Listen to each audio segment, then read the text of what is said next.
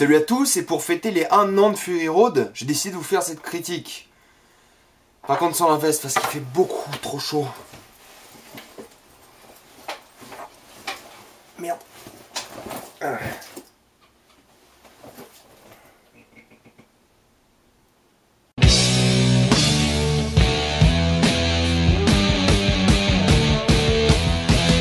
Mad Max, Fury Road. Expliquer à quelqu'un pourquoi vous aimez Fury Road est horrible. C'est 2 heures de course-poursuite. C'est horrible d'argumenter sur les qualités du film.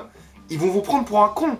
Avant toute chose, je ne peux pas vous donner X raisons pour vous expliquer à quel point je trouve ce film excellent. Je vais juste essayer d'aborder ce qui me semble être les thèmes les plus importants car j'adore absolument tout dans ce film.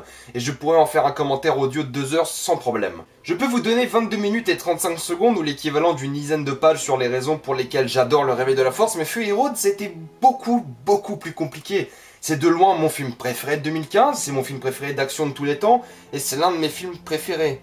Point. Sur ce, j'ai préparé quelques sujets à explorer au sujet de ce Mad Max. George Miller a une filmographie très intéressante. Mad Max 2, Mad Max 3, Les Sorcières d'Eastwick, Lorenzo, Babe, Le Cochon dans une ville, Happy Feet 2 et maintenant Fury Road. Et c'est très difficile de voir les points communs entre Babe, Happy Feet et Fury Road, mais il y en a un. Le personnage principal est de loin le personnage le moins intéressant dans le film, et celui-ci n'a qu'une faible participation à l'intrigue. Sans Max, l'intrigue aurait eu lieu. Sûrement pas de la même façon, mais le périple de Furiosa aurait eu lieu. Ça a toujours été la force de Mad Max, parce qu'honnêtement, mis à part le premier film, on en a rien à faire de Max. Parce qu'il y a plein d'autres personnages beaucoup plus intéressants. Ça ne veut pas dire que Max est un mauvais personnage, loin de là, c'est juste que le casting de taré est beaucoup plus intéressant. Max agit comme un spectateur un peu plus actif. Via Max, on suit le parcours de Furiosa, Immortan Joe, Nux, etc. Max est un personnage un peu glorifié, mais qui a le rôle de nous introduire à ce monde cruel, pseudo-sadomaso et à ces personnages psychotiques. Mais entre nous, vous savez très bien c'est quoi la critique que tout le monde fait à Fury Road. Il n'y a pas d'histoire, et vous savez quoi? Ils ont raison, il n'y a pas d'histoire, c'est un aller-retour de 2 heures. Niveau histoire, il n'y a pas grand-chose, mais c'est ce que les gens ne comprennent pas, c'est la complexité de cette histoire. Dans les grandes lignes, il n'y a vraiment pas grand-chose, mais en détail, c'est une mine d'or, parce que Mad Max utilise un truc que le cinéma ne sait plus faire, montrer son histoire. Le cinéma, c'est avant tout un art visuel. Vous allez me dire que dans les temps modernes, il n'y a pas d'histoire juste parce qu'on vous la raconte pas? Fury Road, c'est exactement pareil. C'est le truc le plus proche d'un film muet qu'on ait eu ces dernières années dans l'industrie du blockbuster. Et en y réfléchissant bien, c'est sûrement le seul. Il y a plein d'exemples dans Fury Road qui développent les personnages juste en les regardant. Tous les gestes de Max sont caractéristiques de ses craintes, son passé, sa compassion. Il ne dit rien, mais on le comprend. Pareil pour Furiosa, tout ce qu'elle fait n'a pas besoin d'être dit, on comprend son stress mais aussi sa détermination. Immortan Joe est le meneur d'un culte pseudo-religieux esclavagiste, mais on ressent aussi sa puissance et même son chagrin. Nux est sûrement l'un des personnages les plus bavards, mais ça colle à son identité. Victime d'un bourrage de crâne agressif, il agit par passion pour sa cause, et ce n'est pas un hasard que le personnage le plus passionné soit le plus bavard. Les 3 autres sont plus concentrés, plus patients, plus attentifs, et ça se traduit par leur silence. Le cinéma ne sait plus utiliser son format, c'est avant tout un art visuel, alors montrez-nous votre histoire. Vous n'avez pas besoin de nous la raconter avec des mots mal écrits et sans intérêt. Tout ceci se fait via la mise en scène et le travail sur le son. Chaque plan mélangé au bon bruitage et au bon personnage vous raconte des dizaines de choses. Et j'ai 2 excellents exemples pour vous expliquer tout ça. Et honnêtement, toutes les scènes de ce film sont un bon exemple. Je plaisante même pas. Première scène, Max et Nux viennent de finir dans le sable avec leur voiture en miettes. Max, toujours attaché à Nux, il veut s'en débarrasser. Et le moyen le plus facile, c'est avec ce fusil à pompe. Mais Max désespère. Et on le voit par 2 choses. Il n'arrive pas à se séparer de la chaîne qu'avec ses mains, et sa respiration part en vrille. Il veut s'en débarrasser plus que tout. Et deuxièmement, écoutez bien le bruitage qui apparaît dans le film dès que Max pointe le fusil sur le bras de Nux.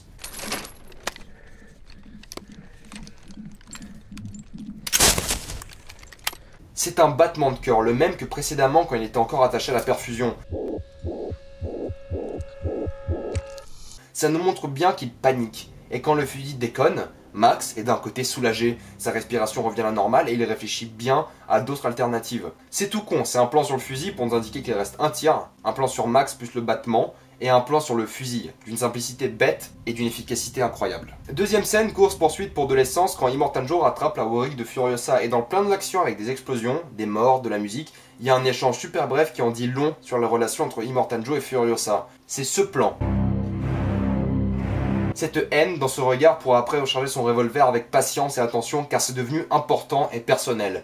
Immortan Joe doit mourir et ça marche dans les deux sens. Immortan Joe ne veut que récupérer ses femmes, quoi qu'il arrive, et il donnerait presque sa vie pour les sauver. La prochaine fois que vous regardez Fury Road, donc juste après cette vidéo, et vous remarquez un indice de la personnalité d'un personnage via uniquement l'image et le son comme je viens de vous montrer, prenez une gorgée de bière. Et croyez-moi, vous allez sûrement mourir. Mais vous allez mourir en regardant Fury Road. Du coup, c'est pas trop mal. C'est ça le grand cinéma aussi. C'est une subtilité complexe mélangée à une mise en scène efficace sur laquelle vous ajoutez de super bruitages qui ne sont pas là pour faire du bruit, mais qui sont là pour rajouter à votre histoire et à vos personnages. Fury Road est maître de cette méthode et j'attends voir d'autres films juste essayer de faire ce que Fury Road a fait. Maintenant, quand quelqu'un vous dit que Fury Road n'a pas d'histoire, vous lui dites gentiment d'aller se faire foutre. Entre nous, il y a une raison pour laquelle Fury Road a gagné les Oscars techniques. Fury Road a réussi de créer de manière efficace un monde cohérent. Dès les premières scènes, sans avoir vu de Mad Max dans votre vie, vous comprenez les enjeux, les thèmes et le personnage de Max. Il est présenté comme une sorte d'ermite solitaire sans attachement et avec un passé qui n'est pas prêt de le quitter. Mais ce ne sont pas les personnages qui m'intéressent dans cette catégorie, on vient de voir qu'ils savent faire. Ce qui m'intéresse, c'est littéralement le monde. Gasoil, cuir, voiture, testostérone, culte, violence, c'est Mad Max. Et tout ça se fait par les effets pratiques et son décor. Et on y croit. C'est un peu steampunk avec des boulons, des vis, des masses, des camions, des pics sur les roues, des médailles.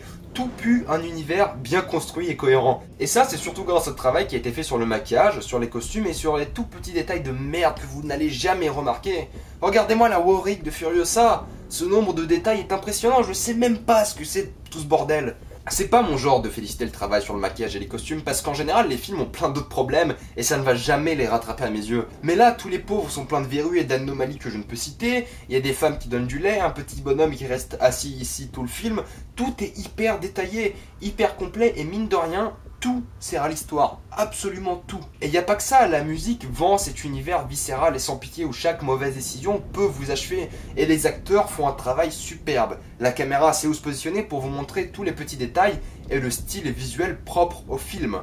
Un orange de rêve qui habite un monde de cinglés. Mais ce qui vend pour moi Fury Road, c'est ses effets pratiques. Franchement, les scènes d'action de Fury Road sont incroyables. J'en ai un peu marre des gens qui pensent qu'on ne devrait pas complimenter les scènes d'action, c'est juste des gens relous qui disent que les scènes d'action ne sont pas importantes dans un film, et ce n'est pas le cœur du film. Si vous savez faire vos scènes d'action, c'est complètement le cœur de votre film, peu importe le film. Ce qu'on n'aime pas, c'est des scènes d'action qui sont là juste pour avoir une scène d'action. Une scène d'action qui ne fait pas avancer l'histoire n'est pas une bonne scène d'action à mes yeux, même si c'est comique, bien filmé, etc. Si ça n'avance en rien, le scénario, il est inutile. Fury Road, c'est une montagne russe sous stéroïdes, c'est de l'adrénaline directement pompée dans vos veines. Et pour moi, la principale raison pour ceci n'est pas l'excellente mise en scène, le style dingue et énormissime des scènes d'action, la musique qui l'accompagne ou les effets spéciaux. Pour moi, c'est juste le fait de savoir que ces cascades ont eu lieu. Quand je regarde Fury Road, je me dis toujours merde, j'arrive pas à croire qu'ils aient fait ça dans la vraie vie. Et ça vaut toutes les scènes d'action du monde. Je me rappelle, j'étais allé voir Avengers 2 et une semaine plus tard Fury Road. Et Avengers 2 avait l'air tellement moche et complètement abusé au niveau des effets spéciaux que depuis je ne l'ai plus jamais revu. Et je sais que c'est une méta comme raison, mais ça aide tellement à vendre des scènes d'action. Juste le fait de savoir que ces psychopathes de techniciens, de cascadeurs ont vraiment fait ces scènes d'action. Parce que oui, si on oublie ces histoires d'effets pratiques, on a quand même de superbes scènes d'action complètement indescriptibles. Les mots me manquent pour décrire la folie de ces scènes d'action qui ne sont jamais inutiles. Même si la saga Mad Max est un peu bizarre, c'est l'une de mes sagas préférées. Je l'adore. Parce que Mad Max, premier du nom, est une sorte de revenge movie plutôt vers le début d'une éventuelle apocalypse du gasoil, et c'est une histoire personnelle qui met Max au centre du film. Mad Max 2 de Road Warrior, c'est plutôt une histoire post-apo dans laquelle résident plusieurs gangs, des sadomaso, des courses-poursuites, des camions. C'est grosso modo Fury Road mais en moins bien et en plus chiant. Mad Max Beyond Thunderdome c'est à moitié une histoire personnelle et l'autre moitié c'est une histoire à propos d'enfants et de trucs pas intéressants. Je vous avouerai que je suis pas fan de la seconde moitié de Thunderdome. Maintenant Fury Road c'est Road Warrior mais en mieux. Et c'est une suite qui a un rôle de reboot. Mais du coup Mad Max a encore sa place dans la saga parce que c'est les origines de Max. Mais Road Warrior c'est littéralement Fury Road mais en moins bien. Donc quel intérêt de revoir Road Warrior alors que Fury Road est juste mieux. Et Beyond Thunderdome n'est qu'une histoire sympathique qui se place quelque part dans la saga. Plus ou moins. Tout ça pour dire que c'est devenu un bordel. Si vous cherchez un ordre chronologique à cette saga, laissez tomber. Je pense que le mieux avec Mad Max, c'est apprécier le premier film, puis après voir les 3 autres comme des histoires indépendantes et sans réel lien entre elles. Parce que même si Fury Road fait plein de callbacks aux autres Mad Max, c'est tellement pas forcément une suite. J'aime voir ça comme plusieurs histoires qui mettent Max au centre de plusieurs conflits auxquels il ne veut pas du tout participer. Fury Road est excellent. Ça s'arrête là. Fury Road, c'est un exemple de cinéma. D'ici 5, 10, 20 ans, on en reparlera encore. C'est l'exemple parfait d'un réalisateur de génie. Il maîtrise tous les aspects du film. Personnages, scènes d'action, editing, visuel, musique, maquillage, costume, décor, mise en scène. Tout est absolument génial dans ce film. Je sais même pas comment vous expliquer ce que j'aime dans ce film. Je vais même pas aller chercher des défauts, c'est même pas important. Les défauts se font juste éclipser par la qualité du film. C'est l'un de mes films préférés, et si vous ne l'avez pas vu, je vous le conseille fortement. Avez-vous vu Fury Road? Si oui, mettez-moi ça dans les commentaires. Sinon, allez tout de suite voir Fury Road. Vous n'avez juste rien à perdre. Hein. C'est beaucoup trop bon. Et si vous n'avez pas aimé Fury Road, bah... je sais pas. Achetez-vous des goûts. Quelque chose. Pour de vrai, si vous n'avez pas aimé Fury Road, mettez-moi ça dans les commentaires. Je suis très curieux de savoir pourquoi. Sinon, allez vous abonner à ma chaîne YouTube. Suivez-moi sur Facebook, sur Twitter. Et moi, je vous dis à la prochaine fois. Et allez voir mes dernières vidéos aussi. Salut à tous.